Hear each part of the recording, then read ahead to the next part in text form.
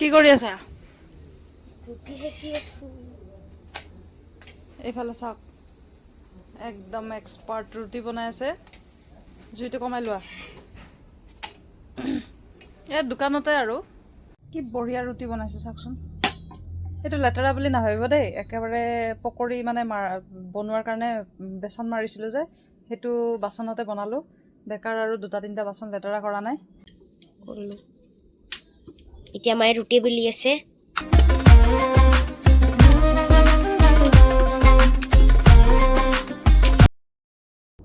চৰ্দি লাগিছে পুৰা, ফচফচ হৈ আছে আৰু ভাত বনাইছোঁ, কিন্তু ৰুটিও বোলে খাব। সেইকাৰণে ৰুটি ভাত 3খন নাখাওঁ বনাই মই, দিওঁ। ৰুটিয়ে খাম।